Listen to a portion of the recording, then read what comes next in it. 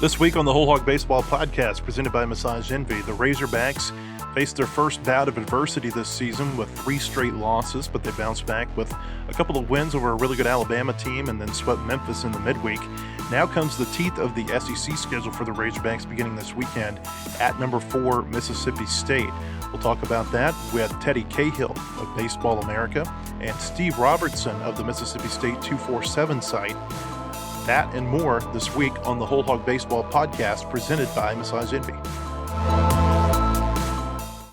Massage Envy with clinics in Rogers and Fayetteville has been awarded Northwest Arkansas's Best Day Spa and Best Massage. One of the reasons is our care for athletes, both serious and recreational.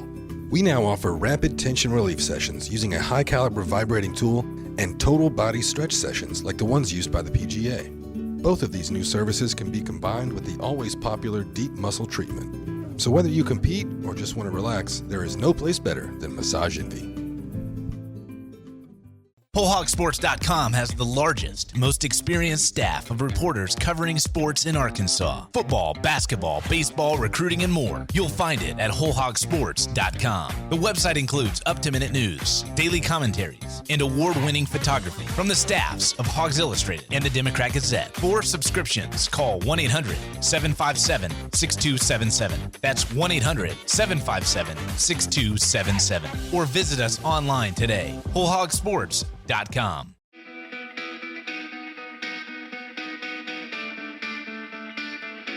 This is the WholeHog Baseball Podcast, presented by Massage Envy, the only podcast devoted entirely to Arkansas baseball.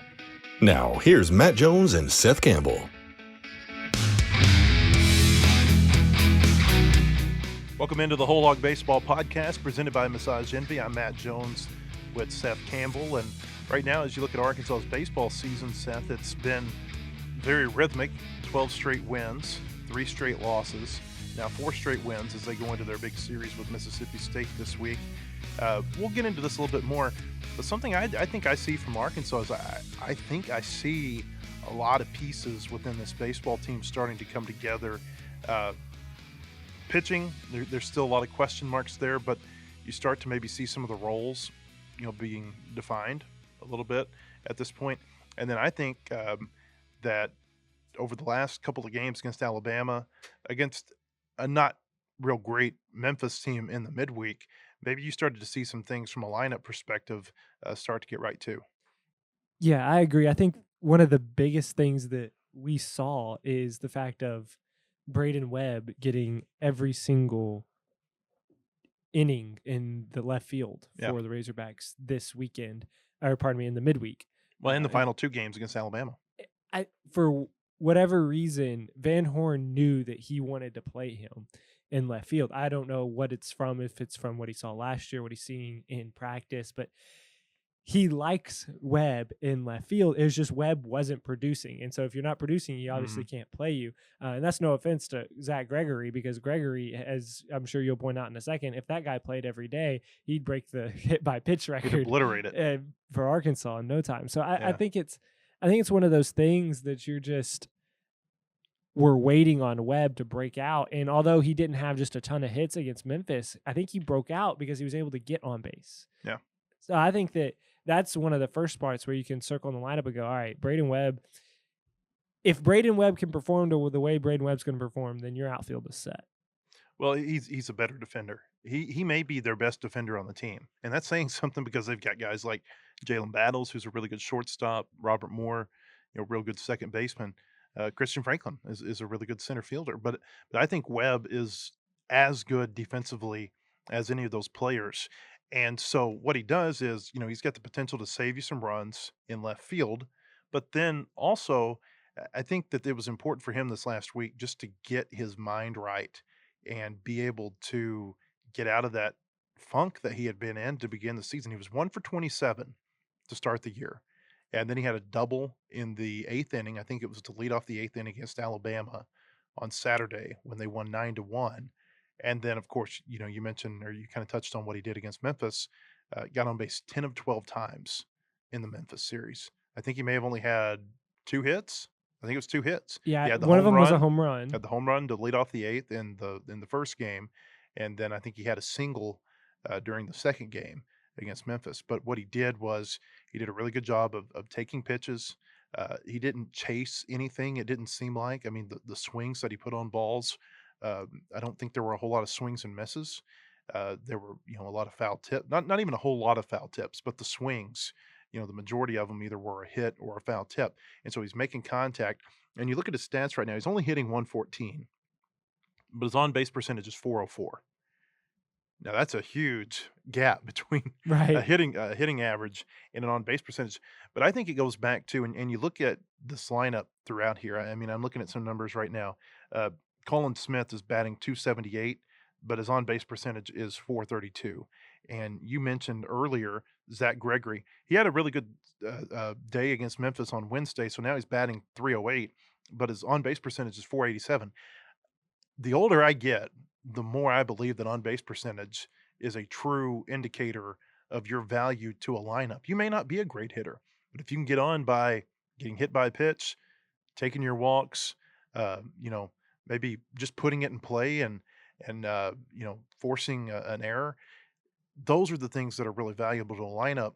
And so I think you're starting to see this is that even though Arkansas is hitting 279, you look at their on base percentage, 397, they're starting to really kind of come to their own from a lineup perspective.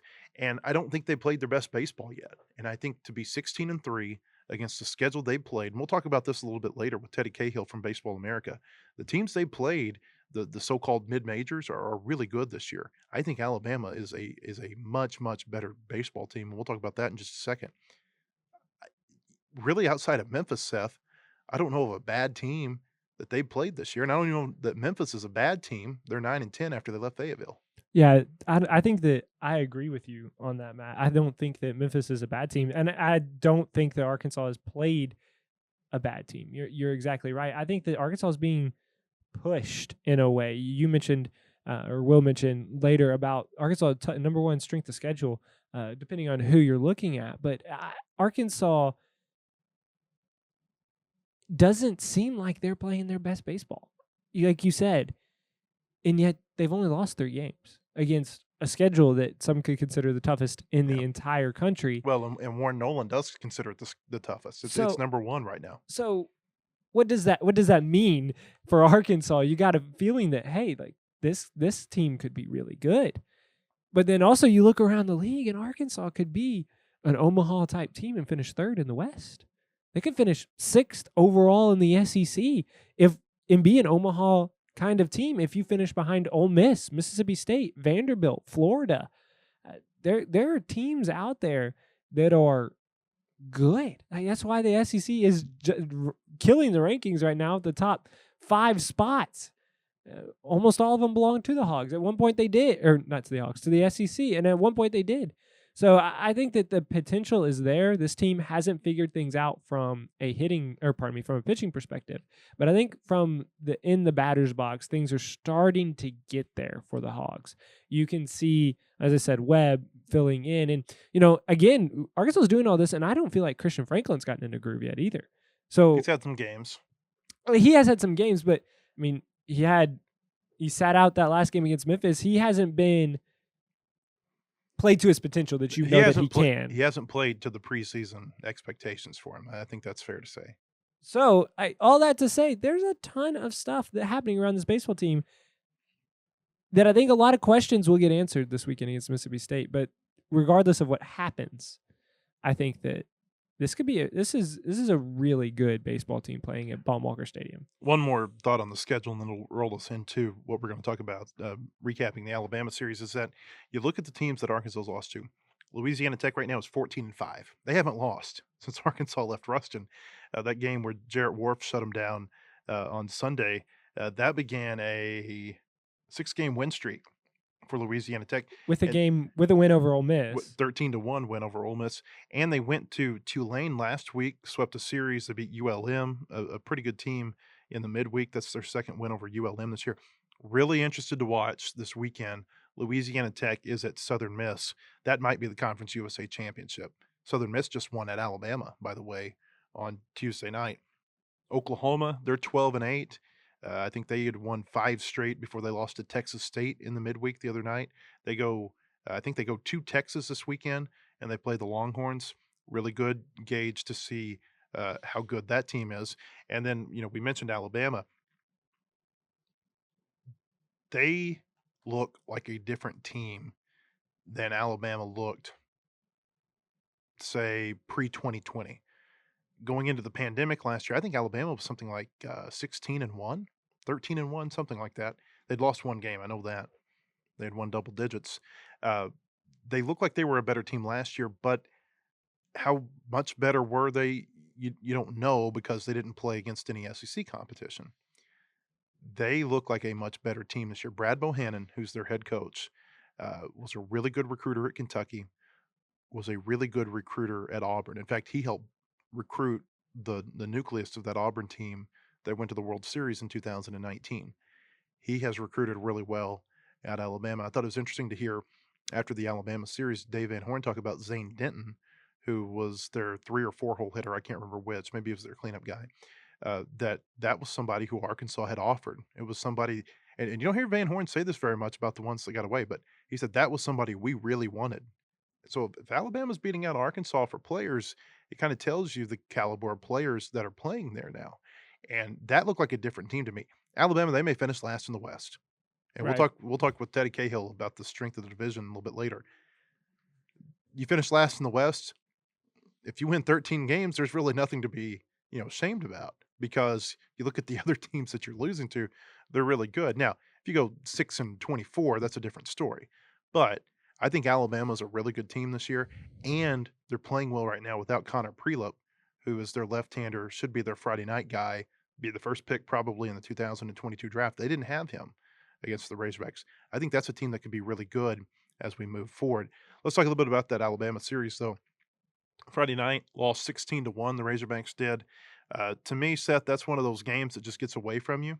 And once you realize that the game has gotten away from you, and I think everybody knew it had by about the third inning. Okay, so you score 10 in the second. Sometimes you can come back from that. Sometimes you can make it competitive. But after about the third or fourth inning, I think it became obvious that Arkansas's bats just weren't in the game that night. And so you start to pitch it a little bit differently. They got 5 1/3 really good innings out of Patrick Wicklander. So good, in fact, that he's going to be their Friday night starter now when they go to Mississippi State this weekend. They got good innings out of him. You bring in, some Evan Taylor, who doesn't pitch a whole lot. I think there was something to that. I think there was something to letting him pitch against his home state team. He's from Florence, Alabama. They let him pitch against Alabama when they went to Tuscaloosa a couple of years ago. He hadn't pitched a whole lot else. We talked about he had that really nice sequence against TCU where he came in and got a ground ball double play, but I think maybe he's only pitched maybe one other time this season. What they were able to do is that they were able to save their really good arms for the last 2 days because it still comes down to winning the series. It doesn't matter if you lose 16-1 in the opening game or if you lose 2-1. A loss is a loss. I think a 16-1 loss is better than a 2-1 loss in some respects because it gets your team's attention. And it looked like it got Arkansas's attention over the last 2 days. They played really well Saturday, won 9-1 behind a strong effort by Zebulon Vermillion, won on Sunday. Their Sunday games are becoming really interesting to me. I think that Sunday game against Alabama was something like 2 hours and 50 minutes. They played a 1 hour and 58-minute game on Sunday against Louisiana Tech. Lyle Lockhart is getting in these pitcher duels on Sunday when in the old days, those were the days where you'd have 22-15 final scores. And so, I don't know. I thought it was a really nice win, though, a nice series win for Arkansas because, again, the scores, you throw those out the window. What it's really about is how many wins do you have and how many losses do you have at the end of the weekend? And 2-1 is a lot better than 1-2 or 0-3. And that's really the objective. I've said this for a long time. Sweeps are nice, but the main objective is to finish the weekend 1-2 and not finish the weekend 0-3. Yeah. Those are your top 2 objectives, and they were able to do that. They were able to win that series. If you win the series, then I think it was somebody we had on last week. I can't remember who now. They said that UCLA was a top 8 seed. They won every series that they played in. And It was Eric Sorensen. Sorensen, that's correct. Yes. Until they ended up losing to Michigan in the super regional the last year that we had the college baseball. Yeah. So that would have been 2019. But you can go 2-1 in every single series and you're going to be a top 8 seed without a doubt. You go 2-1, baseball is kind of strange to when you go to the regional format, that doesn't to the series format goes away. Mhm. But at the same time, you go 2-1, you're going to win. You're going to win the championship, if you can continue to hold to those standards. So I don't think that, I think you're right, Matt, in the fact of that you can let those games get away from you, but that's just one game. And that's the beauty of baseball. It's not football to where you spend 260 days preparing for 12 Saturdays. Like, you get to go back out the very next day and play. So I think that was a good attention-grabbing loss for the Razorbacks. That when you're playing at home, hey, you can't just walk into the park and expect to beat whoever you're playing just because you're a better team than them. That's not always how baseball works, and it didn't work that day. And then also, going on to the pitching staff, Wicklander is going to start on Friday, which has been kind of a revolving door between, you thought Pallette was going to be the guy for a while. He couldn't necessarily hang into it. And then Vermillion was in, and then he was out, and what all is going on with that. Who's the ace of this squad? Because as you mentioned it, I wouldn't consider Lyle Lockhart the ace, especially pitching on a Sunday afternoon. But at the same time, when you look at the games that he plays, he gets into more pitching battles really than anybody else. Of course, Vermillion with his last 2 outings is making a strong case for that as well. Does your ace have to be your starter? Because I don't think it does, and I think their ace right now is Kevin Kopps with the way he's pitching out of the bullpen. I think it seems like every time he struggled against Texas Tech in the season opener, struggled, relative to how he's pitched the rest of the year. I don't think he pitched just particularly poorly. You could look up the stats on that, but he's pitched really well since then. I don't have his stats here in front of me. I guess I could pull them up right here. Let's see here. He's pitched 9 times, 13 innings. He's got 4 wins, which tells you that they're bringing him in a lot of really important situations. I think what you're seeing with him is, you're seeing him come into a lot of tight games, and you're seeing him come in, take the Alabama game the other day, for instance. Lyle Lockhart, if he gets 1 more out, he's the pitcher of record, but they bring Kopps in because they need that out at the end of the 5th inning. Lockhart goes 4 2/3. Kopps comes in, goes 3 1/3. But right now, 1.38 ERA for Kevin Kopps. He's given up 8 hits in 13 innings, and he struck out 22, and he's only walked 5. Those are incredible numbers. And I'd be really interested to see how those numbers are if you took the Texas Tech outing out of there. But I think he's as good of a pitcher as they have right now. But I think there's a lot of value to him being in the bullpen. You start him, you burn him for the weekend. You bring him out of the bullpen, you might get to use him a couple of times, depending on how much he throws in one game. And so that's their ace. If you're going from a starting pitching standpoint, it'd be hard to argue right now against Zebulon Vermillion. He's turned it around. I mean, think about this. I thought his Alabama performance the other night, it was like watching the same game that he had thrown against Louisiana Tech the week before. 8 innings, 1 run, walks and hits, very comparable, pitching to contact.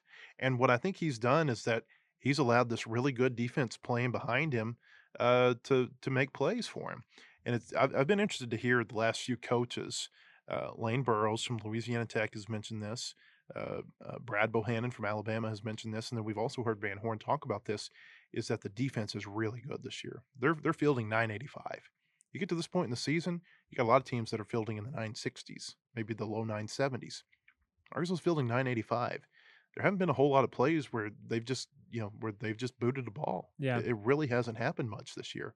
And so I think that, I don't know, it just seems to me, Seth, that this team is beginning to gel. It's beginning to come into its own. We mentioned from a lineup perspective, maybe they're starting to figure out, where guys are hitting best, what works for them. Maybe it was just a matter of they did it against Memphis, but I don't know. I just feel like they're going to go to Starkville this weekend, and they're going to play well. They may not win the series. Mississippi State's a really good team. Yeah. I don't think they're going to get swept. I think they're playing well enough that they're going to go there and at least win 1 game. Think about this too, Matt, when you're talking about fielding percentages. Van Horn has openly said that Webb is the better outfielder. Now, outfielders and opportunities for errors are not necessarily that great, but Webb would be your better outfielder. He's not playing a whole lot. He's playing like half the game so far, and maybe that'll change moving forward. Little over half. Little over half. Yeah. Nesbitt is your best third baseman fielding percentage right now, fielding wise right now. Now, Colin Smith with his plays against Memphis, he made 3 really, really nice plays against Memphis in the last game on Wednesday. So, I mean, that may not be the case anymore with Nesbitt being the better fielding third baseman. But they brought Smith in to be a fielder. So these, you almost think about it like, hey, maybe Arkansas's best fielders aren't out there. Maybe they are. But the potential is there for them to be, as you said, a really good fielding team. Jalen Battles and Robert Moore up the middle are just so smooth. And I think you get better fielding as it gets warmer. Yes. That's a really good point. I think it's easier. I think it's easier to move when it's warmer. And I think that Slavens is getting more comfortable every single game at first base. It almost reminds me a little bit of Trevor Ezell. Ezell, when he was first put over there in his first, the first third of the season, you're like, this is just going to be a temporary fix. Maybe he'll move over to second base if Matt Goodhart can come back in or whatever it was that year. And as the season went on, you started to go, okay, maybe Ezell is going to be our first baseman too. All right, Ezell is our first baseman too. All right, Ezell's pretty good for being 5 foot. I can't remember what he was, 8, 10, and playing first base. So that could be a situation that happens with Brady Slavens. Maybe I don't want to put that much pressure on the kid, but also I think that every single game that passes, he gets more comfortable at first. I think Caden Wallace looks good in right field. I think Caden Wallace is a third baseman moving forward. Okay. I think after this year, Caden Wallace is a third baseman. But you look at him in the outfield, and he really doesn't look like he doesn't belong in the outfield. He has, and I think this is a credit to how good of a player he is. He's taken the outfield, and he said, "That's my role this year." And he's become pretty darn good outfielder.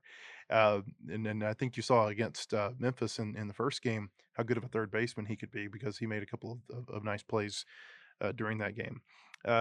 We are going to talk today, as we said earlier, to Steve Robertson from Mississippi State's 247 site.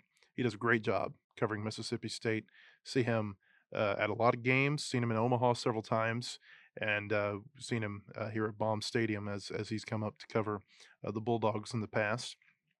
We'll also talk to Teddy Cahill here in a few moments. Teddy from Baseball America.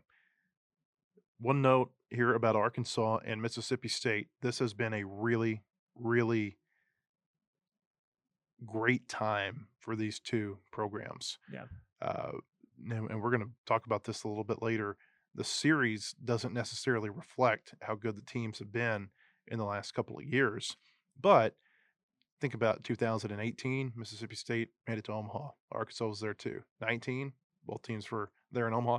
And I think both teams probably could have made it last year, or at least they would have made a push for it last year had the season not gotten shut down. Of course, they were going to play that was the next game on the schedule when the season got shut down last year.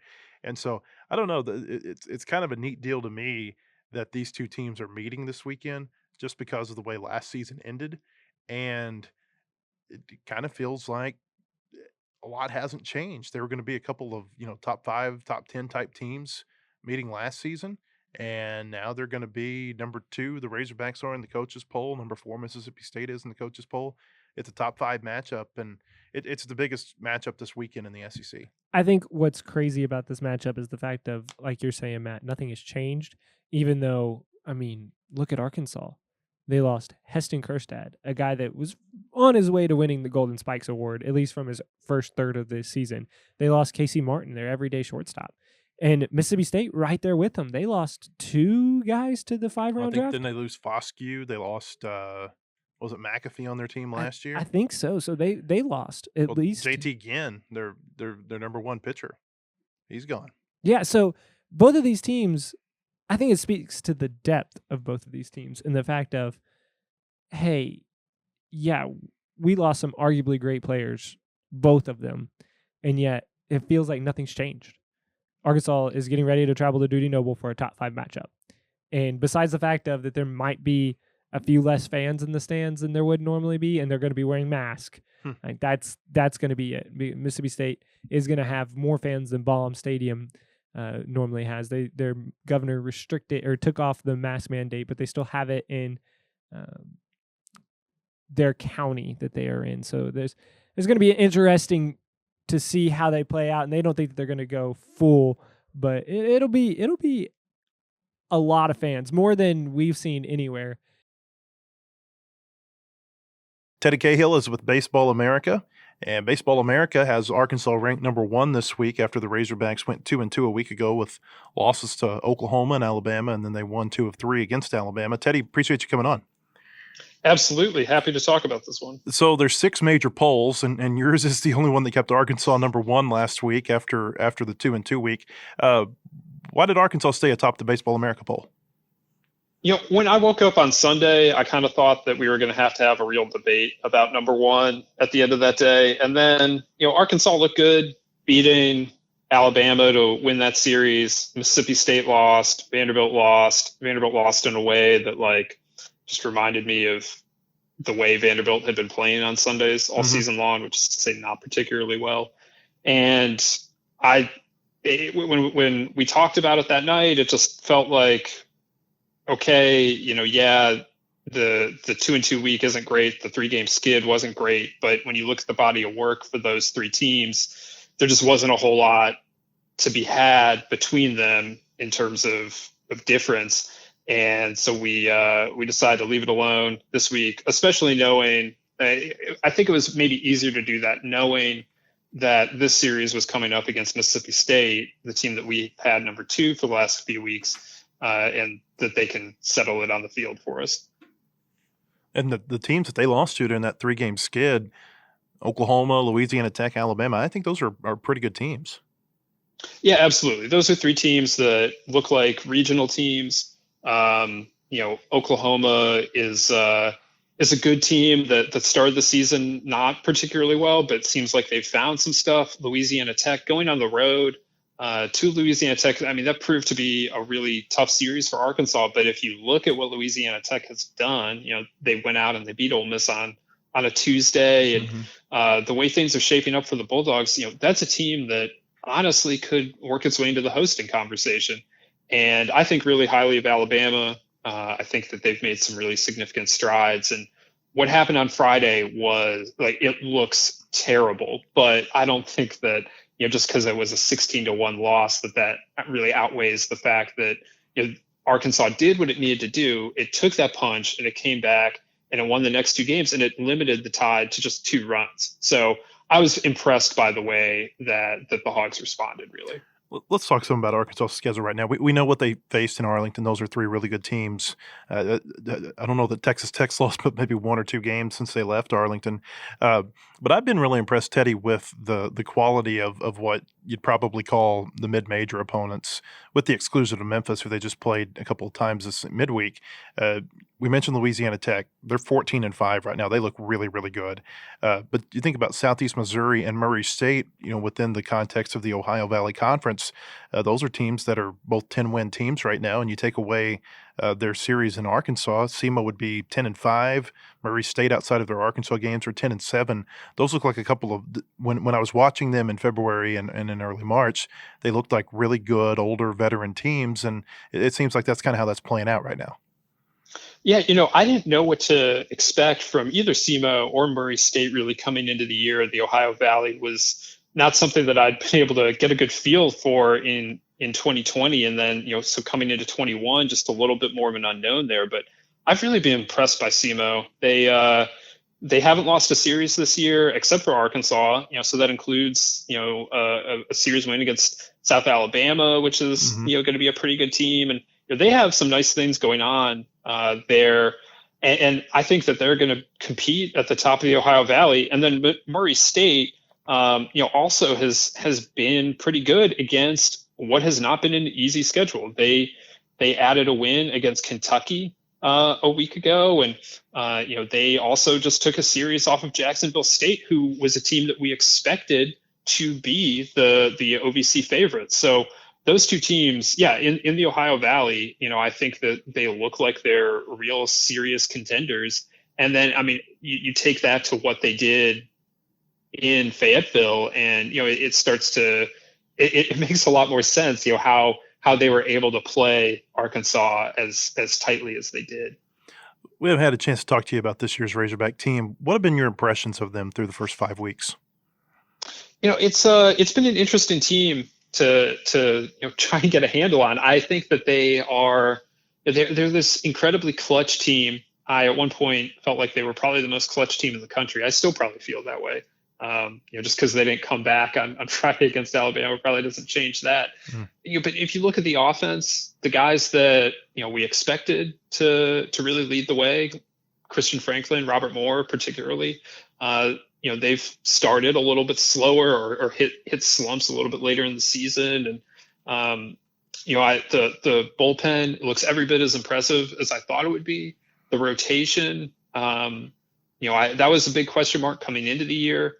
I've been kind of surprised by how it's gone, just in the terms of who they've used and how they've used, and then that Vermillion and Lockhart have locked in as well as they have. And Paulette was a revelation early in the season. I think he's a really good pitcher who just has had a bad start or two in there. But it's been interesting to watch some of those guys emerge around some of the more consistent older players like a Vermillion. What about from a lineup perspective? Yeah, I mean, when you see Opitz going out there and hitting 360, that's not surprising. He's an older player, he's a really good player, and he's a better hitter than he had showed the last couple of years, I think. They've gotten some good contributions from Slavens and Wallace, and that's been really good to see. Building some depth there around Opitz and Goodhart. And I don't know what to make of Christian Franklin going off to a slower start. That's a guy that I think has a ton of talent, and he still flashes it at times, and I'm sure he'll get it going. And when he does, they're going to be a better team for it. And the thing about the position players that really stands out is just how good the backbone is defensively. You go from Opitz behind the plate to Moore and Battles in the middle of the infield, and then Franklin in center field. And that is it's a truly fantastic defensive alignment, and that's why they're fielding as well as they have this season. It seems to me, I mean, depending on who you trust the most, we look at Warren Nolan's sites here, or his stats, and it's got Arkansas' schedule as the number one strength schedule in the country. They're 16-3 against that schedule, and Teddy, it seems to us like they haven't even come close to playing their best baseball yet. Yeah, I think that's totally fair. I mean, you see some of the struggles Moore and Franklin have gone through offensively. You see that I think they're still learning what they have on the pitching staff. I know a lot's been made of them not playing many midweek games before this week. I mean, it's kind of made up for the fact by they played some 4-game series in there, so it's not like they weren't getting looks at some of the other guys on the pitching staff. But they're still learning some of that stuff because the opportunities have been limited to this point. And so, yeah, I think there is another gear for this team, and to be 16-3 at this point of the season, it's very, very impressive, because if they are able to work some of these things out, and maybe all of them don't get worked out, but some of them I'm sure will be. It's a really good coaching staff there that Dave Van Horn has assembled, and I think that they as the season continues, they'll continue to get better, and hopefully they'll, for their sake, they'll be peaking in May or June as opposed to peaking in February or March. They really hit the teeth of their schedule here over the next few weeks. They have Mississippi State and Ole Miss on the road, sandwiched around an Auburn series at home. Obviously, Mississippi State, Ole Miss, as highly regarded as Arkansas this year. What are your thoughts when it comes to those three teams? Because those are really the three that we feel like are going to be the favorites in the West. LSU might have something to say about it, but those three teams and maybe what we expect to see this weekend between Arkansas and the Bulldogs in Starkville.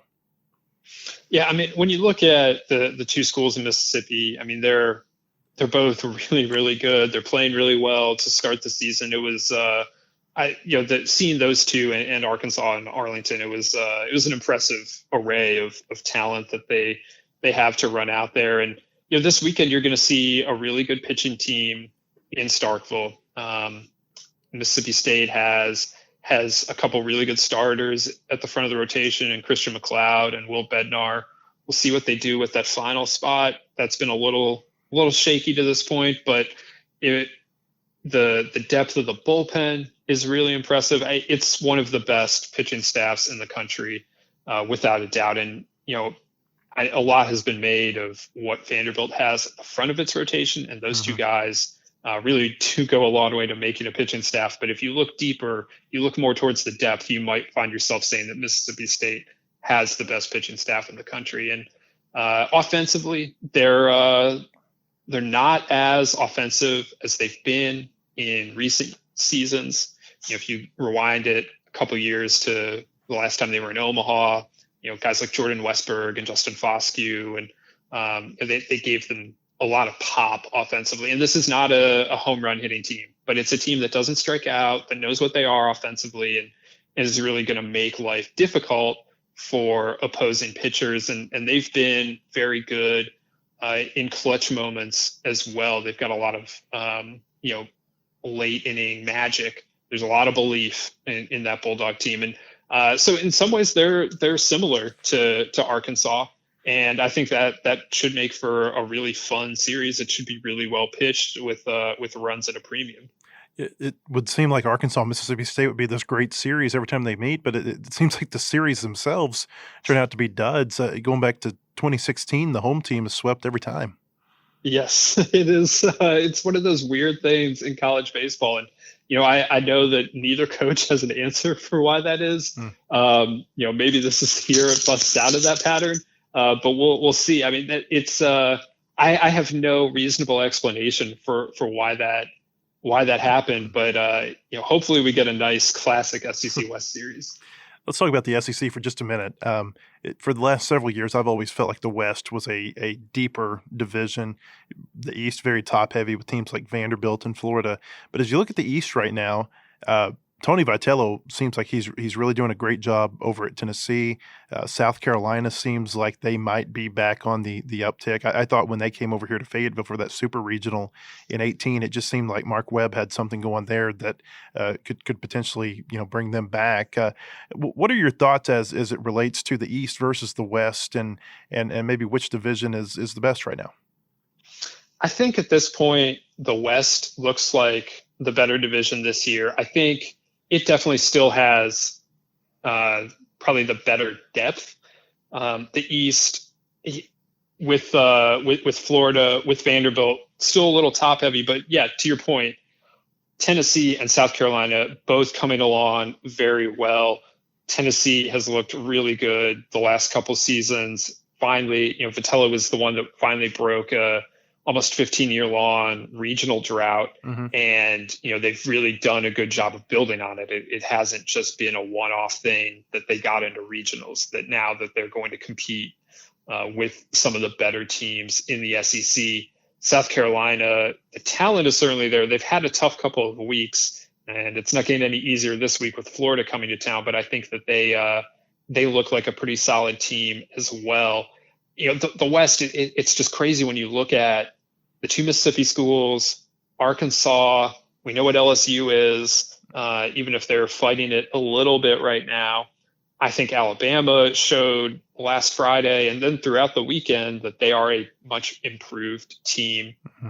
A&M is going to pitch at a really high level, and Auburn's coming off of a World Series in 2019, and they're dealing with a lot of injuries right now on the mound, and so they're maybe not operating at quite that high of a level, but they play incredibly hard for Butch Thompson, and they're going to make lives really hard for every team that they play all season long. The West, as I often find myself talking to SEC West coaches, and at some point in the phone call just saying, this division is such a joke. Like, how does anyone manage to navigate this? It's incredible. And, for a neutral observer like myself, it makes for some great viewing. I think it makes for some tense games for everyone that is involved, though. Yeah, it's hard to believe when you list off that group of 7 teams, 7 coaches, that somebody's got to finish last every year. It is. It's crazy that, right now, we're projecting either Auburn or A&M to finish last, and you look at the talent on the team, you look at the coaching staff, and you say, how could that possibly be? And then you look around and say, well, I guess that's how. It's, as Arkansas found out not that long ago, in 2016, I mean, sometimes it's just your time. And no matter how good everything is, sometimes it's just not your year in the SEC West.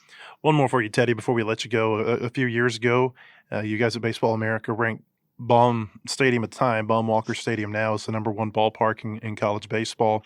Of course, there's been the big renovation at Mississippi State then. Oklahoma State just opened that new $75 million O'Brate Stadium. Arkansas is going through about a $27 million renovation here with that new facility that they're building in right field. How do you assess the upper echelon, if you will, of college baseball ballparks right now? I really want to get out to see that stadium in Stillwater. Florida just opened a new park too. Need to get out to see that.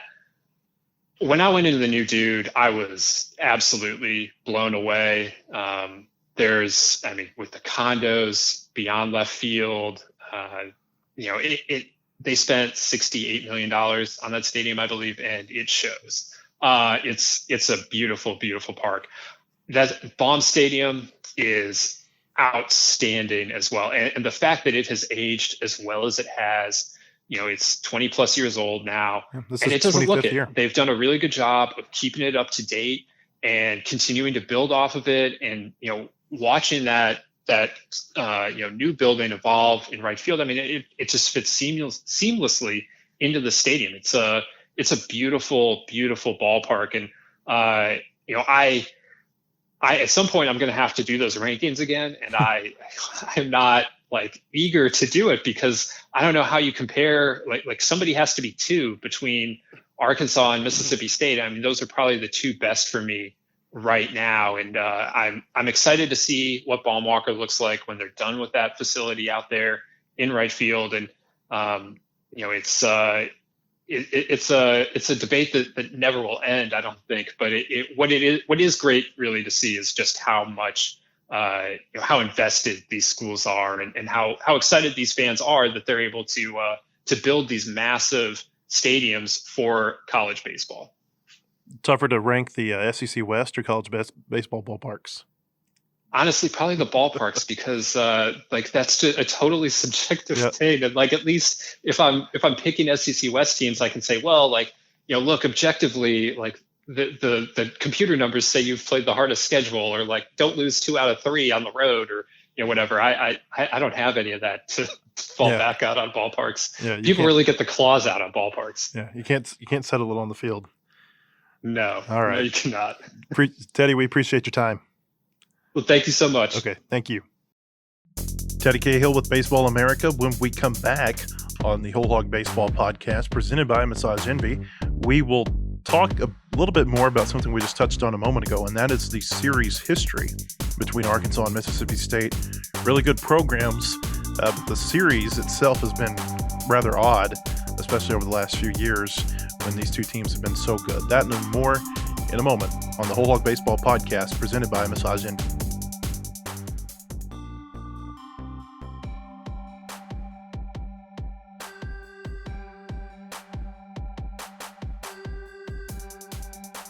Welcome back into the WholeHog Baseball Podcast presented by Massage Envy. Arkansas at Mississippi State this weekend. Game time 6:30 Friday night, and then Saturday and Sunday are 2 o'clock games. On Sunday, the game will be televised by SEC Network. Now, we've talked about this. We touched on it a little bit ago, is that this series just has not gone the way that you would expect the series to go. In 2016, Arkansas went to Starkville at the end of that 13-game losing streak and lost 3 straight to Mississippi State. That Mississippi State team was the one that had Wes Johnson as their pitching coach, and Arkansas hires him away after the season. That team went to the Super Regional, didn't make it to Omaha that year, but that was a really good state team, and Arkansas was swept by them to end that 13-game losing streak, went 26-29 that season. I think that Mississippi State team, maybe 22-8. I think they were the SEC overall champions in 16. 17, they begin the SEC season with Mississippi State at Baum Walker Stadium. That was the game, or that was the series where you really saw that both Trevor Steffen and Blaine Knight were going to pitch really well in the 2017 season. Right. Arkansas swept the series, and they really held that state lineup down. 18, Arkansas goes to Starkville. They've got the lead in the 6th inning, 2 outs. They bring in Matt Cronin. and it just falls apart on them. They were going to try to go for a 3 1/3 inning outing from Matt Cronin, and that was the game before it became known that he had developed mono. And you wonder if maybe that affected him. Mississippi State, they score a couple of runs late in that game. They come back and win on Friday night. They win Saturday. They win Sunday to sweep the series. Both of those teams go to Omaha. And then in 2019, State comes in here. They're the number 2 team in the country, playing really well. I think they were the top offense in the SEC that season. And Arkansas, I think, beat them maybe 34-10 in that series. Yeah, there was a lot of scoring from the Hogs. Yeah, and that was the weekend where you kind of figured, okay, this could be a really good Arkansas team. They may be as good as they were a year ago. So all of that is to say the last 4 times these teams have met, the home team has swept. Yes, you're exactly right. And I was trying to do some quick math here, Matt. I have the statistics. I think it was 27 to maybe 27-10. 10. Yeah. I remember the 10. Yeah, that's what maybe 28. I think Quick maths. I think it was 27, and that was the one where Matt Hobbs afterward, I interviewed him after Sunday, and we got to use his great quote, "This place is bananas," talking about the crowd and how it had influenced the games against State that weekend. Yeah, fantastic outing. Well, Arkansas and Mississippi State have been playing for quite some time. Ever since 1960 was the first matchup between the Hogs. Probably and played the before Bulldogs. that. 60 is the first year that there's any records for Arkansas baseball, but the program existed for a number of years before that. Yeah, you're exactly right. College baseball is like weird in that Mhm. way that there is no official like, oh, this is when the university founded. It's just the records go back to right then. And then, Arkansas really officially has like what, 2 coaches for baseball, Norm and Dave. I mean, I think 3. I think was it Groundhog Farrell was their coach. Okay, yeah. Maybe 4. But yeah, not a whole lot. Not a whole lot. And not as many as they've really had. Yeah, exactly. You're exactly right. Well, just some interesting things. They played in 5 destinations. Mississippi State leads the overall series 46-56. So the Razorbacks do hold an advantage in Fayetteville, 22-18. Not a lot, only 4 games. They do trail 16-29 in Starkville, but they have played 6 different places besides Starkville and Fayetteville, and they're 8-9 in neutral site games. Can you name? If you can name 5 out of the 6, I'll be really impressed. Well, I know they played in Hoover. Yes. I'm pretty sure they played in Omaha. They have. Was it 1985 maybe they played in Omaha? I will find it real quick. I'm going to go with It was 85, by the way. where did they have the SEC tournament before? They used to have an SEC West tournament. Interesting. And I want to say it might have been in maybe Columbus, Georgia. No, I didn't know they had an SEC West. I think they used to have. I think they used to have division tournaments instead of, or maybe before the SEC tournament. Well, that kind of makes sense for one of these. Yeah, then. maybe. I don't know. A couple of other options, or a couple of the guesses, maybe like Jackson, Memphis. No Jackson and no Memphis. Okay, so surprisingly where did they enough. play? So one of the games was in Baton Rouge, Louisiana. So I'm assuming that might be that SEC West tournament. Could be. I think they might have played those on campus. It's been several years ago. This was the early 90s. That was in 1990s. 1993. So Okay. that's kind of interesting that you bring that up. I was kind of curious why they played. I think they dumped that after the 97 or 98 season. They quit playing division tournaments. So would they play those in lieu of a conference tournament? I'm not sure.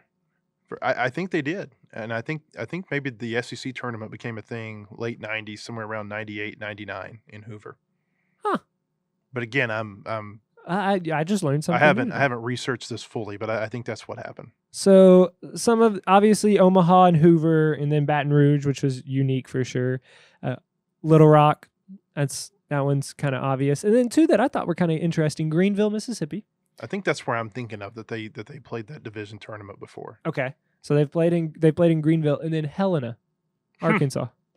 I don't know why they decided to play in Helena of all places, but that was back in 1983. So okay, it's kind of interesting to look back and just think about where college baseball's come to with just compare the home stadiums of Baum Walker and Duty Noble now to what if you think about they were playing on the fairgrounds with chain link fences back in. I mean, not that long ago. So let's think about this. SEC West rivalries. Obviously, Ole Miss, Mississippi State, that's the big one right now. I've always felt like Arkansas LSU had the potential to be a rivalry, but there was never a whole Arkansas just hasn't won a whole lot of series in order to make that a rivalry, or one that maybe is on the level of what you've got in Mississippi between those two schools. But right now, it seems to me like in the West, LSU is kind of on the outside looking in, and so you've got these three teams: Arkansas, Ole Miss, and Mississippi State. I think Arkansas shared the West title with Ole Miss in 18 and with Mississippi State in 19, or maybe I have those years flipped, but I know they shared it with both of them in those 2 seasons. So you've got Ole Miss, Mississippi State, but then it's like, I know the Arkansas fans really don't like Ole Miss. Yeah. I know that. Yeah. I hear that. I don't know if there's as much dislike there with Mississippi State, but I know that obviously there's desire to win that. And it kind of goes back to what we said about the Texas Tech series a few weeks back, because they played in so many, big games when both teams were ranked really highly, important games. And of course, they've both been in the World Series. And so then, of course, if you're Ole Miss and you're Mississippi State with as good as Arkansas has been lately, that's a series that you circle on your calendar. And so it's kind of like Arkansas, Ole Miss, Mississippi State, Arkansas. Those are the 3 big series to watch every year in the SEC West. Yeah, I agree. There's almost an interchangeability between them, but also at the same time, that Ole Miss Mississippi State game is just ridiculous. Oh, you can't top it. You can't. And I think they even, if I think they still do this, in addition to when they play each other in Starkville or in Oxford, wherever the series is scheduled that year, they have a midweek game in Pearl, and I think it's like the Governor's Cup or something like that. It's like a Tuesday night, 9,500 people in the stands, about half and half, and that's a big game for them too. So, and of course, they meet in Hoover. They've got the potential to meet in the postseason. That's the rivalry right now in the SEC, and it kind of goes back to Arkansas being the state without an in-state rival, and from a baseball perspective, they're never going to have an in-state rival. Teams like UALR and Arkansas State and UCA, they might beat them, but they're never going to get to that point where they beat them so consistently that it's going to be, a big rivalry game. It's not nothing the same. like it's not. I mean, they don't play. Arkansas plays in the SEC. These other teams play in conferences where baseball just doesn't really matter a whole lot outside of maybe a couple of schools. I think it's pretty comparable to Louisiana and LSU, the Raging Cajuns, because when you think about it, Louisiana. Are they just called Louisiana now? Well, they want to be called Louisiana, but Lafayette, anybody with a brain still calls them Louisiana Lafayette. So, yeah, but that's a whole ordeal. I think they want to be called Louisiana's Raging Cajuns. I think that's actually how they want to be. Well, and Michigan State wants to be sponsored by Rocket Mortgage or something now, so I can't even keep up with everything. But it's like the Los Angeles Angels of Anaheim. Yeah. What are we doing here? But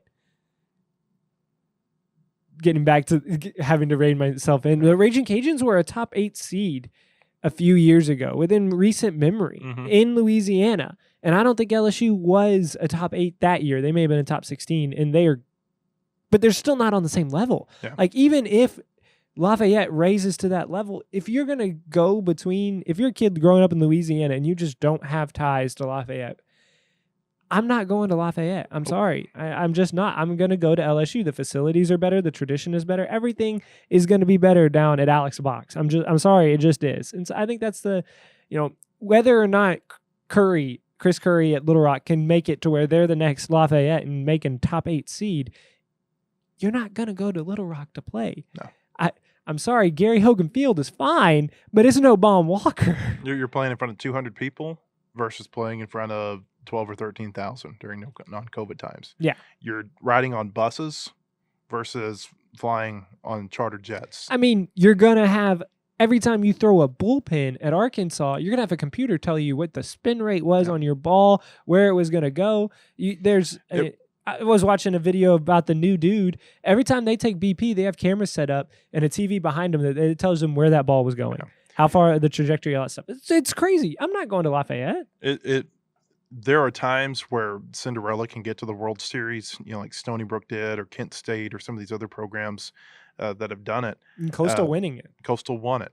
But on the whole, it speaks to that there's this really big chasm between the teams that really care about baseball. I shouldn't say the teams, the conferences that really care about baseball, and the ones that just see it maybe as another spring sport.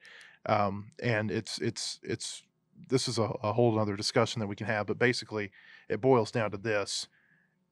In my opinion, it's not right that the conferences who have or who do not have as much invested, not anywhere near as much invested in the sport, can have the same voting power as the ones who do have so much invested in it.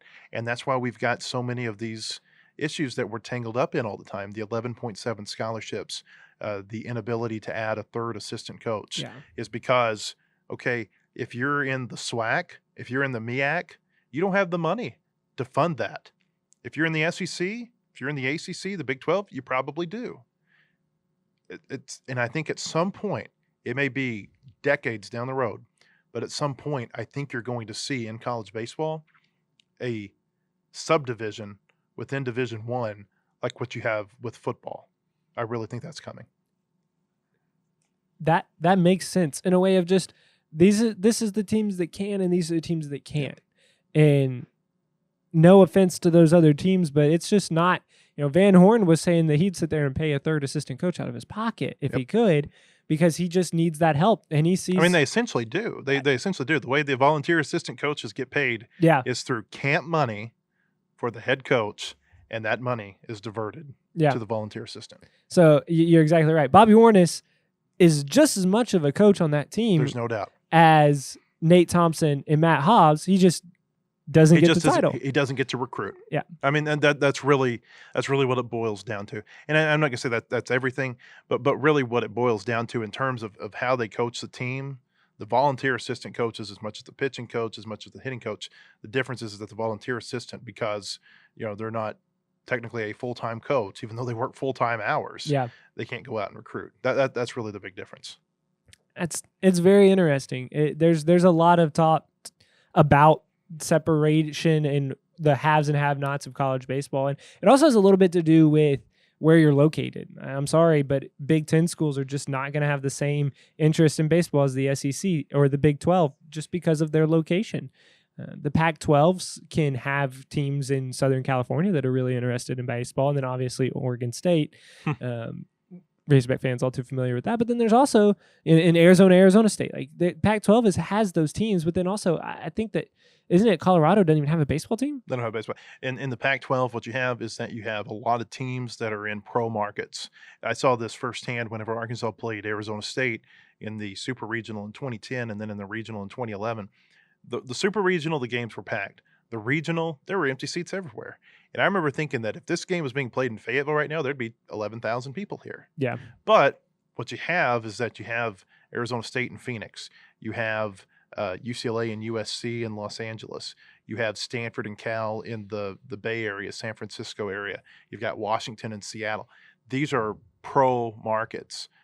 You mentioned Colorado. They're in Denver, basically, and just outside of Denver and Boulder. And so these are pro markets, and there's something about pro markets. They don't gravitate toward college sports outside of maybe college football and March Madness. That's really when it seems like they get into, with few exceptions, like a UCLA basketball would be an exception. If they were good, which, I mean, they made the tournament this year and are in the Sweet 16, but they're in the Sweet 16, man. They're not John Wooden good, winning never will be. 6 straight titles. Or they never will be. No, I think you're right. I don't think that'll ever happen again. All right, Matt. Well, good stuff there from the Mississippi State series, and we got a little off topic, but a good conversation all in all. When we come back, we're going to talk the week ahead. Arkansas playing Mississippi State in a top 5 showdown, as we've talked about it all. Really, I would say almost the entire podcast, because it is the main reason why we are doing this podcast. But we're going to continue to preview Mississippi State when we come back.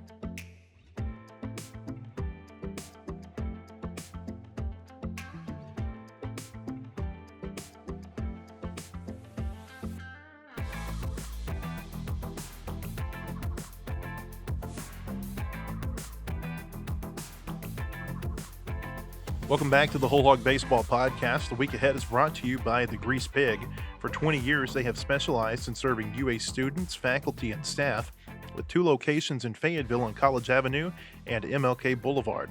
The Grease Pig has experience for all your repair needs and, of course, complete service oil changes staffed with ASE certified master technicians. They also provide tires and alignment services at their location on College Avenue.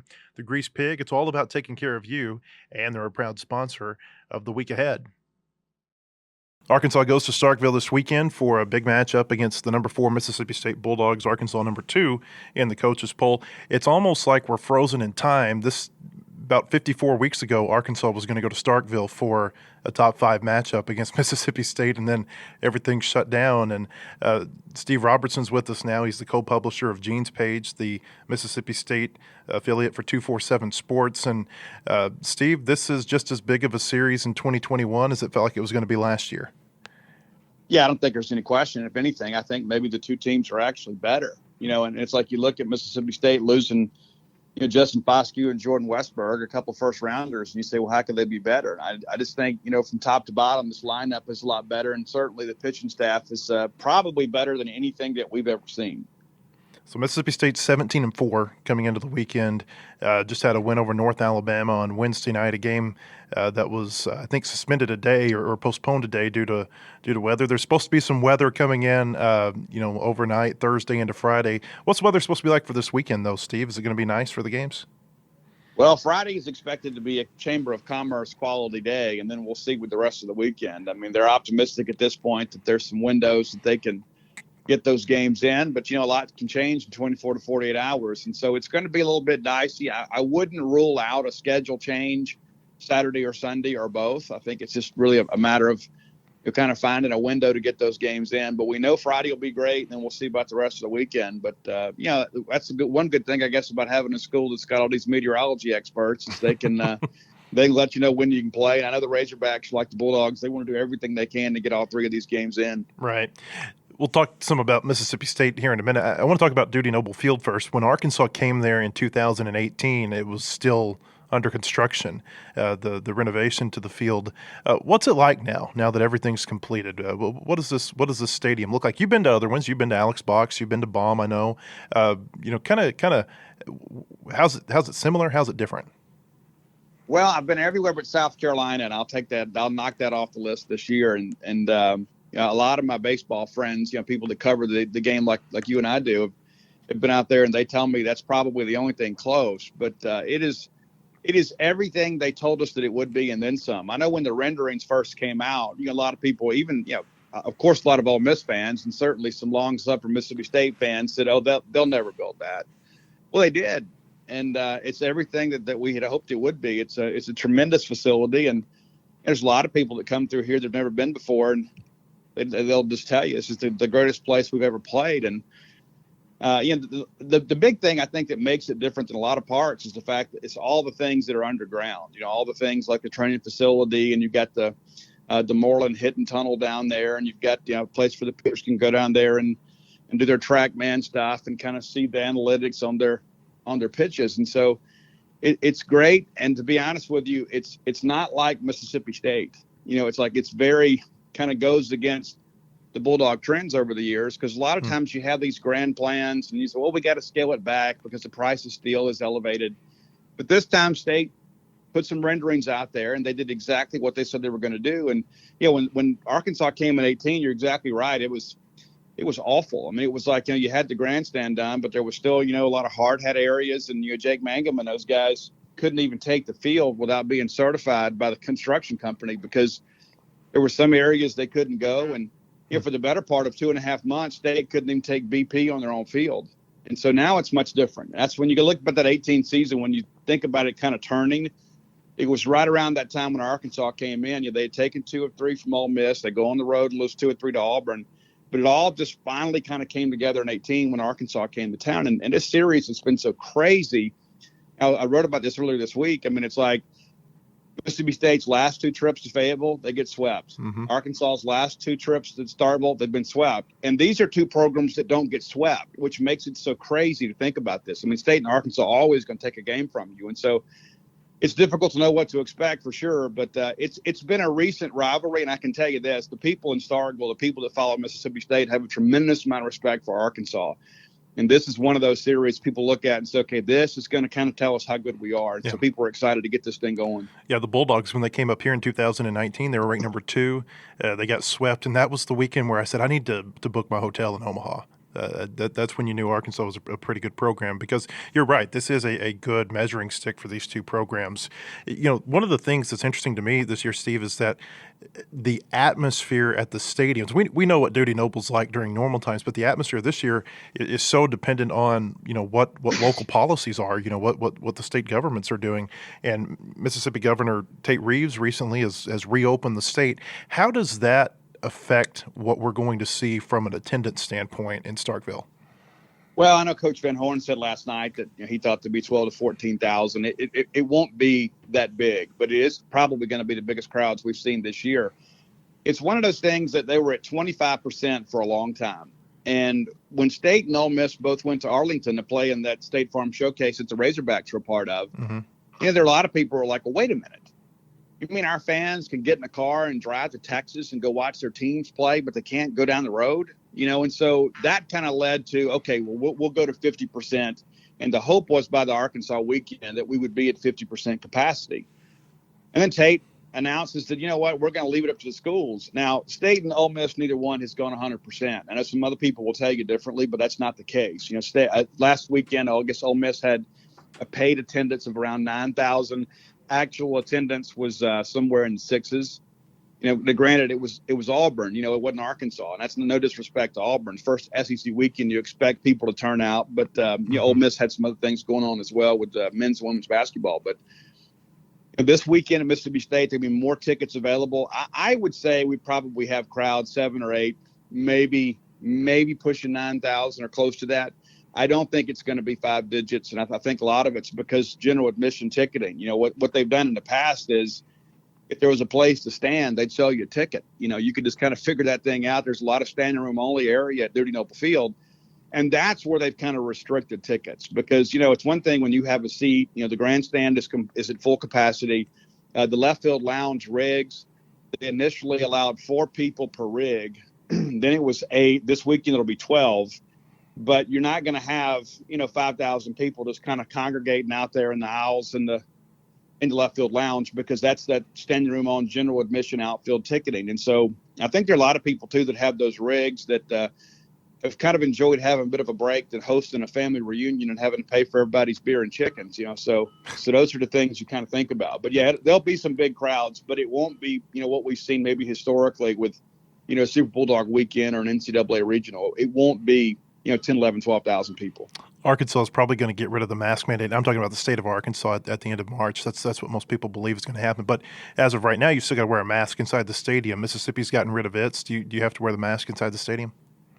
Yes, you do, because they're in the county, in Oktibbeha County, there is still a mask mandate. And so basically when you're at your seat, you're actively eating or drinking or whatever, they don't really care about the mask. But when you're up and moving around the concourse and things like that, they expect people to have the mask. I don't know how strictly it's being enforced. I know for us in the press box, we got to wear it all the time, and unless you're eating or drinking. So that it makes sense to go get a big bag of peanuts and just eat the whole ball game. But be that as it may, there are still some restrictions in place. It's not like it was in 2019, but certainly better than the alternative, which was last year. We were all just kind of waking up to the news on Thursday that Arkansas wasn't going to come. And it's crazy too, Matt, and you may remember this, but when they first made the announcement, I guess the first news that we got that the SEC weekend was in jeopardy is when LSU had to go get their gear off the bus because they were headed to Oxford. And then we get a phone call and said, hey, listen, they're not going to allow fans this weekend for State of Arkansas. It's just going to be media and family. And so we're like, okay, well, we'll make that work. And then within 2 hours, it's like, hey, the SEC weekend is done. And then before we knew it, the whole thing was over. And in these parts, I know Arkansas fans feel the same way. That's an incredibly depressing situation because, you live all year waiting to get to Baum Stadium, waiting to get on the road, waiting to get to Dudy Noble. and all that's ripped away from you. And I think that's why people appreciate it so much more this go around, is because we have an idea of what we would miss without college baseball. Yeah, I think you're right. Yeah, if you don't live in Mississippi and you don't live in Arkansas, maybe Louisiana, you can throw in there. You just don't understand what college baseball season is like to those, the people who live there. Let's talk about baseball, Steve. Dave Van Horn has mentioned a number of times that he thinks Vanderbilt has the best starting rotation in the SEC, but he thinks Mississippi State's got the best pitching staff. Tell us about the Bulldogs pitchers. Well, it's interesting, that they've had a little bit of a change on the weekend rotation. Christian McLeod was a little bit underwhelming his first three starts of the year. And then against Eastern Michigan, he kind of figured some things out, was able to get through 2 times through the order without any issues. And then last weekend, he just absolutely dominates LSU. So he appears to have kind of returned to 2020 form when he was 4-0 and considered one of the best pitchers in the country. And so he has been great. He's been able to throw, really 3 to 4 pitches for a strike most times out. He is not overpowering with a fastball. He's probably 90-91, but because of the fact that he can consistently throw his changeup for a strike, it kind of keeps people off that fastball. Great breaking ball, and he can throw that at any count. And that's one thing that makes him so difficult, is even in a predictable count, you're sitting there looking fastball, but he has so much confidence in the breaking ball, he can spot it up and land it for a strike. Will Bednar is the guy that was supposed to pitch in Arlington, woke up with some neck stiffness, was a late scratch, and that ended up being a little bit bigger deal than they anticipated. He began to kind of work his way back through, pitching some non-conference and some relief stints. He got his first full bona fide SEC start last weekend against LSU, and outside of a little first inning trouble and some on-the-road jitters, he was absolutely phenomenal. The spot where it's kind of changing is Eric Sarantola. Eric didn't make the trip to Arlington due to some COVID protocol stuff. And then he was a little bit shaky for a while. Then he had a good start against Eastern Michigan and then really struggled last weekend at LSU with control. So he is out on Sunday, even though Lamonis has said it's TBA. It's going to be Jackson Fristow on Sunday.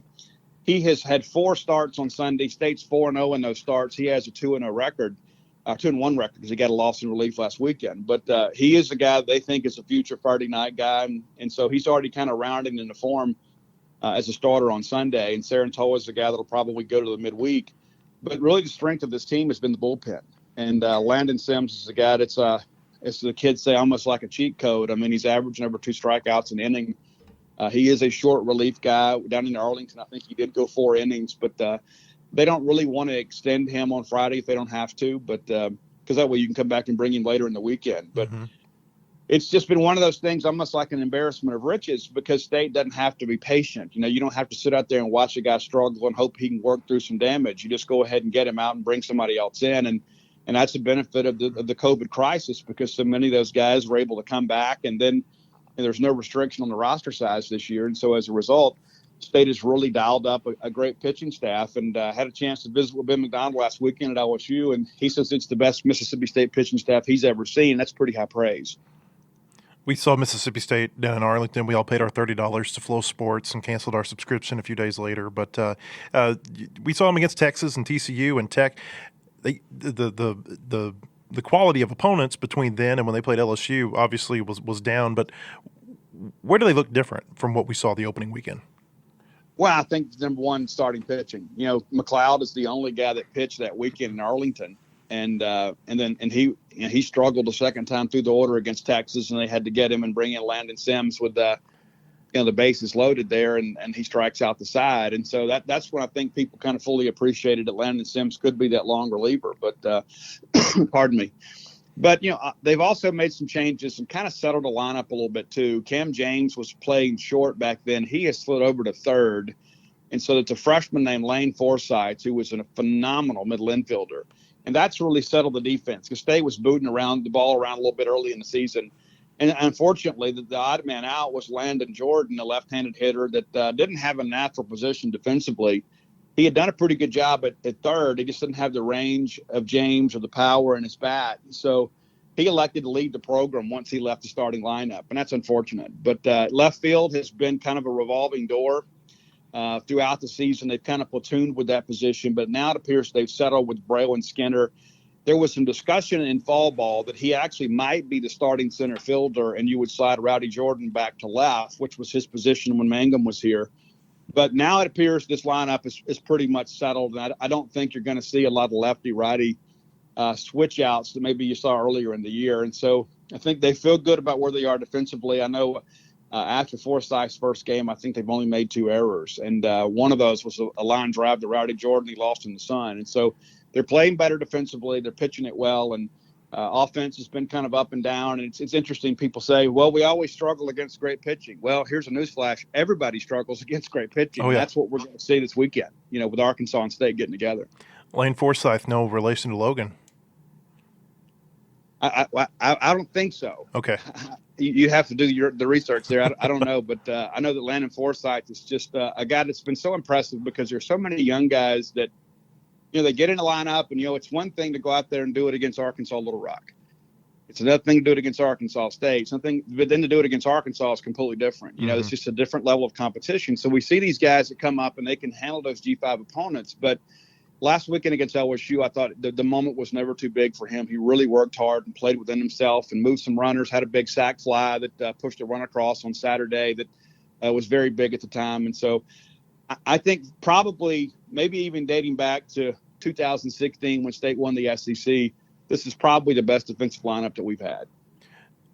We have not seen Mississippi State against Arkansas in 2 years. Of course, at that point, you had Jake Mangum and Elijah McAfee and all these kind of stalwarts in the lineup. You still have Rowdy Jordan. You still have Tanner Allen. How does the lineup look different, though, maybe from the last time these teams played?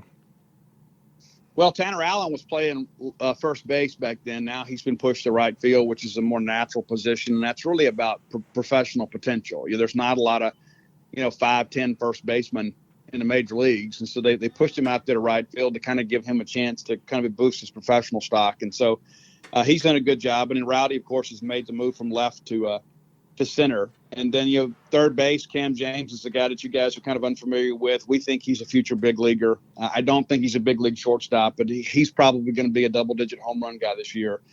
Scotty DeBrule is a grad transfer that came in from Jacksonville, is playing second, and he's just a real dirtbag. I mean, he's a guy that always hustles on every play, and he is an absolute irritant on the base path. He is a good base runner, but also, too, he's just the guy that plays games with pitchers. Like, he'll get over at first base, and he'll hop up and down. He does all these crazy things that, that you don't ordinarily see in the SEC. But once he gets on base, he understands the mental aspect of the game. But one of the best players on the team, without a doubt, is Logan Tanner, the catcher. I mean, his pop time is ridiculous. I mean, his caught stealing percentage is among the best in the country, and he's just the guy that people don't run on. And then there's Luke Hancock. He's the number 2 catcher, but he's in the lineup every day as a left-handed DH and had a big weekend out in Arlington. And it was crazy, too. I think he leads the team in home runs, and he also leads the team in walks because he will get up there and just kind of move the lineup. He's not a guy that's going to chase pitches. You're not going to get him swinging the balls out of his own. He is content to take the walk and move the lineup forward. And that's something we hadn't always had. There's always been some guys that always feel some need to go win the ball game, and sometimes that leads to a quick inning. But this is a lineup, too, that's kind of finding a sense of itself. There's not a lot of right-handed power. Logan Tanner's had a couple of bombs. Cam James, I think, has had 4 or 5 now. But it's not like when you had Westberg and Foscue that you would think that any inning could be the big inning because they could turn the ball around and hit a 3-run bomb. This is a team that's really more of a doubles gap-to-gap type team. One more, and we'll let you get out of here, Steve. One of the things I've always been impressed with Mississippi State over the last few years is you go from John Cohen to Andy Cannizaro, and now you had the stretch there where you had 4 coaches in 4 years, and they just kept winning. What's it look like now, though? Now that Chris Lemonis is in there, this is his 3rd year. What has he done? Number one, to keep that tradition going, and number 2, what is different with him than maybe it was with his predecessors?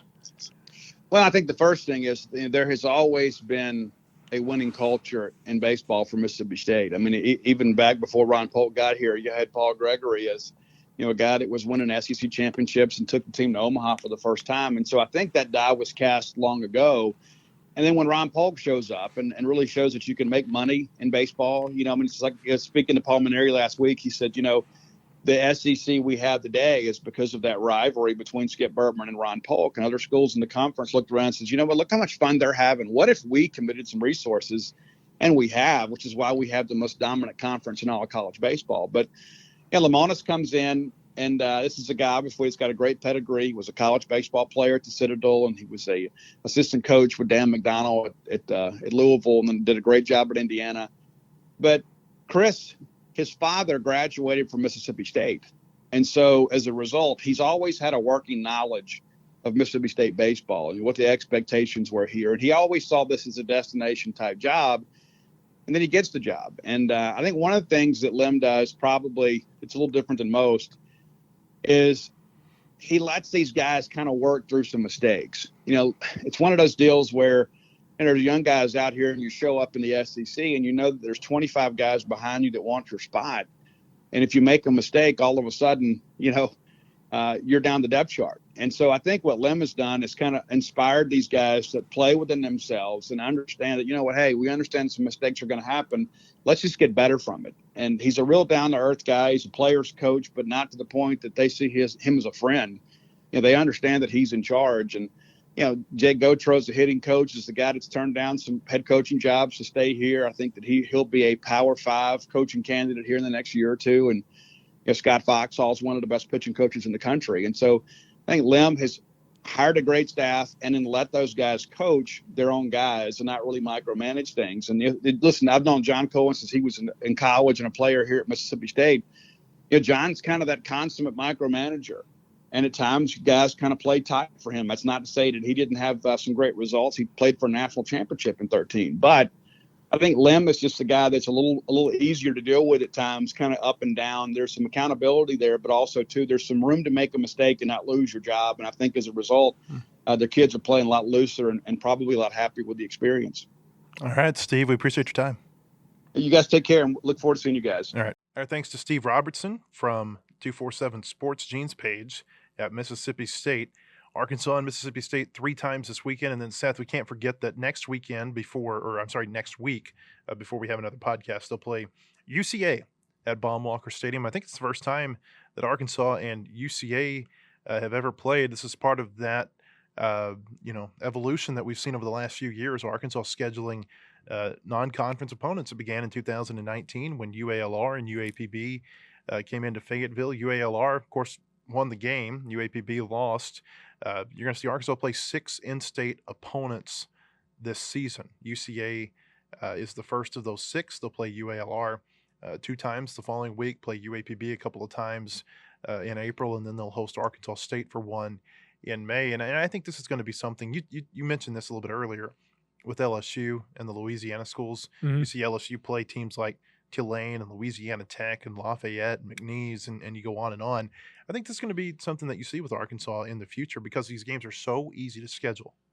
Midweek games are the toughest things to schedule, I think, for baseball coaches. And these are easy games. These are easy games to schedule. I wouldn't be surprised if you see Arkansas go to Conway, if you see them go to Little Rock or to Jonesboro, or maybe that game at Dickey-Stevens Park could become moving Win forward. Little Rock. That wouldn't surprise me to see that be a UAPB. Wouldn't surprise me to see that be Arkansas State. Yeah, exactly. And so UCA comes in next week. UCA goes into this weekend, by the way. They are 7-9. They play Incarnate Word 4 times this weekend. Incarnate Word is 8-6. UCA went to Oxford the other night, only lost 5-2. And so I mean that's going to be the time of the week when they're playing the Razorbacks. They played some pretty good competition this year. They played Missouri State. They played UALR. Mentioned Ole Miss. Abilene Christian's a good team. Lamar is a good team. They played really good opponents, and they're 7-9. Yeah, if you think about it, if you're a team like UCA sitting in Central Arkansas, there are some really good teams around you that you can go pick up non-conference games against. With the 2 Mississippi schools sitting to your east, you got Texas that's just right there. The Dallas area is 5 hours away, sitting in Central Arkansas. You can go up and play Missouri State. You can go play Lafayette, which if you wanted to, if they're not in your conference like they are with UALR, you can go play LSU. There's talented baseball teams sitting all around you, Oklahoma State, that you don't have to travel just too far. And especially in a pandemic, you can get there by a bus, which is always nice. Memphis left yesterday's game on Wednesday, catered food, got in that bus, and, their long road trip begins back to Memphis. So that's convenient for teams that are in the mid-major market to be able to run around. And UCA, As you said, they played Ole Miss kind of close, 5-2, and that's exactly when Arkansas playing them in the middle of the week. It's a historic matchup, whether or not we really think about it, just because it's UCA and Arkansas kind of broke the in-state school thing, playing UALR and UAPB, but going out of system now officially, and then going to welcome in Arkansas State later on in the year as well. And this is something that a lot of Razorback fans never thought would happen. UCA, by the way, their strength of schedule right now 54th. You hear some of these teams like Lamar, Missouri State, teams like that. 54th. That's their strength of schedule. It goes back to what we've said previously in college baseball. Mid-majors are highly underrated. There are some really, really good mid-major programs. I think Louisiana Tech may be the best team Arkansas has seen this year, at least in a weekend series. Texas Tech was really good down in Arlington.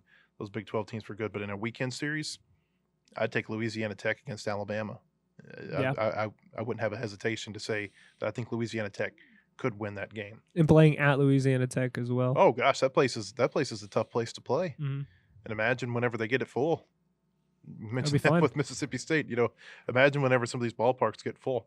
Imagine when Fayetteville gets full. Yeah. When the games right now, they still don't. Even though there's been expanded capacity, it doesn't feel like a normal baseball game at Fayetteville still. And maybe we'll see that change as vaccinations become more prevalent.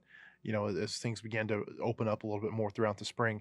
I think it's I'm not gonna say it's probable, but it wouldn't surprise me to see more people allowed into the stadiums as the season goes along, and maybe it becomes more of what we're used to as you get closer to the end of the regular season. The Florida series, they play Georgia and Florida there in May, and then of course potentially a regional or a super regional there. Wouldn't surprise me if that's more in line with what we're used to. Probably not 100% there, but more in line with it. Right. All right, Arkansas and Mississippi State this weekend. 6:30 on Friday, 2 o'clock on Saturday, 2 o'clock on Sunday, like we said. Friday and Saturday on SEC Network Plus. Sunday is on SEC Network. We'll have coverage of all the games like we always do at WholeHogSports.com.